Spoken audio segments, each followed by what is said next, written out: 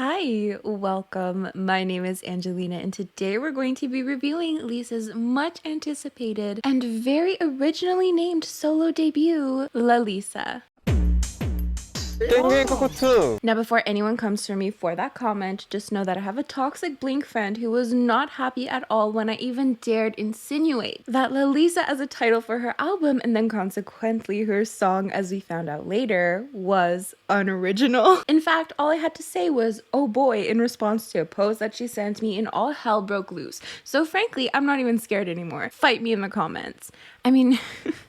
I've heard it all at this point. It's super deep, it's super personal. It is not at all the product of YG's laziness, as if Jennie's solo was not named Solo, or Blackpink's first album was not named The Album. I mean, we have some precedences set here, and I'm sure we can all agree that Lalisa is a beautiful name. But I personally take a lot of joy in clowning YG. And if it makes you feel any better, I named my island on Animal Crossing The Island. So just take everything with a grain of salt.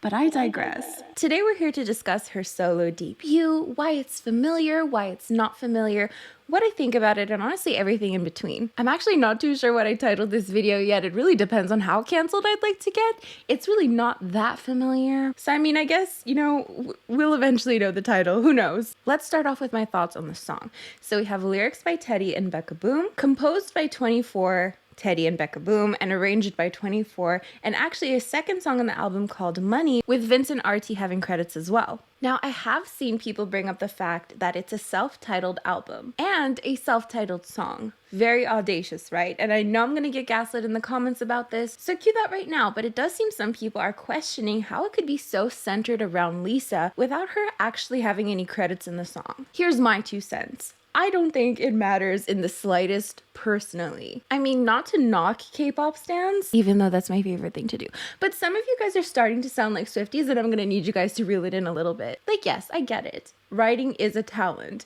but that's the point. Not everyone can or even should write. It's just like if someone is an amazing dancer, it doesn't necessarily mean they'd be an amazing choreographer. People just have talents in different areas, and it doesn't make you better or worse. It just depends on what your fans value. So it's not to say that admiring or preferring people who write their own songs is bad, or taking bigger roles in production is bad, or that it's not admirable. In fact, if that's what floats your boat, I had a spaceship joke that I was going to make because Lisa looks like an astronaut.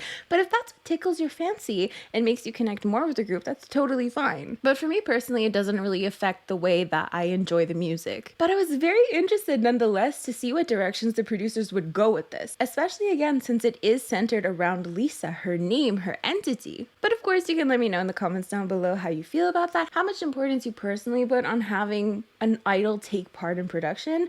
That was a lot of P sounds. But let's talk about it a little bit. So Lalisa, I think it's quite risky to have a song centered around your own name. Again, very audacious, and I think it's something that Lisa could definitely get away with, especially with the type of name that can flow that way. But I am still a little bit apprehensive about it. I don't think it flows perfectly throughout the entirety of the song. It's one thing to have an album named after you, as my toxic Blink friend did dramatically point out. A lot of artists do have self-titled albums, and I should quote, stop being a Lisa auntie. So fair enough, but a self-titled song, I felt like, wow, this is very bold. So I was worried that it would sound a little bit out of place, and thusly I wouldn't want to randomly sing someone's name. If we look at some K-pop songs that have names in them, they're not really the focal point of the song, right? We have 21 Tried to Follow Me, Call Me M-I-N-Z-Y, Goodbye Baby by Miss A, My Name Isn't Susie, Twice Heartshaker, My Name Is Chewy.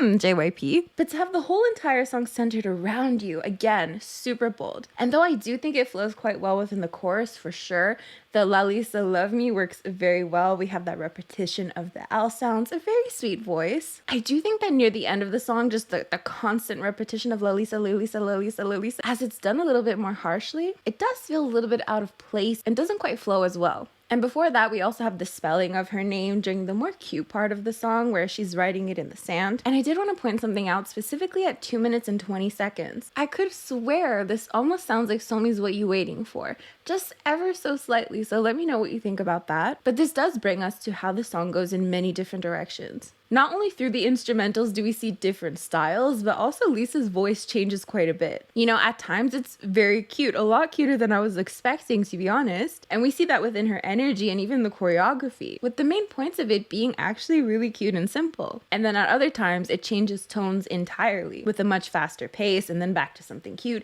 and then kind of goes back and forth like this throughout its entirety. It's kind of like YG's version of an SM roller coaster, but definitely a lot more subtle. It's definitely much more subtle than, say, I Got a Boy or Next Level, but nonetheless still noticeable. And I guess it does fit Lisa as an individual as well. You know, she is more known stage presence wise for being more sultry, shall we say. And in contrast, her real life persona does tend to be more cute. So the mixing of those two elements and switching between them within the song does make a lot of sense. From pole dancing to then writing her name cutely in the sand, it does show different sides of her for sure.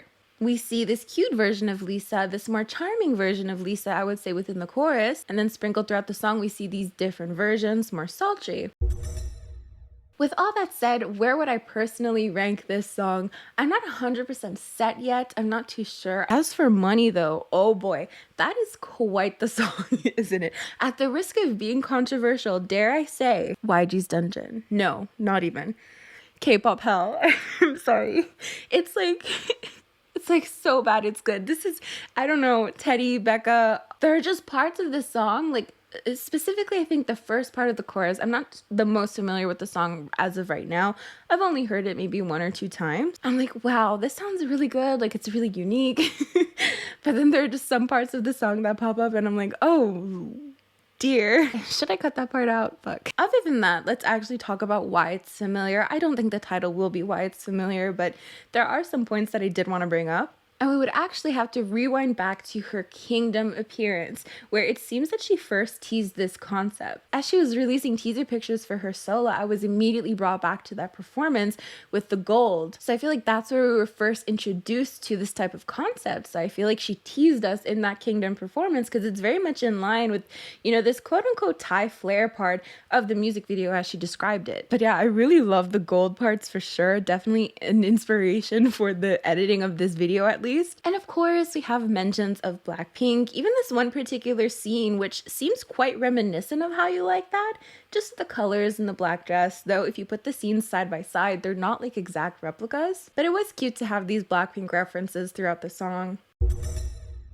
Now, to conclude my final thoughts on everything, I think Lisa presented us with something a little bit unconventional, which did keep me at least on my toes. I was really not expecting the cute vibes from this song. But then again, I really do like that side of her. I love her sweet voice. I love her singing voice. But I think she also balanced that out by giving people, you know, kind of what they were expecting from her. And of course, again, the gold and the pole dancing were my favorite parts in the music video. But that's basically it for my little review. Don't forget to let me know in the comments down below what you thought of everything. These are just my initial thoughts right now. Of course, they're capable of changing in like a day from now, 2 hours from now, a year from now. You never know.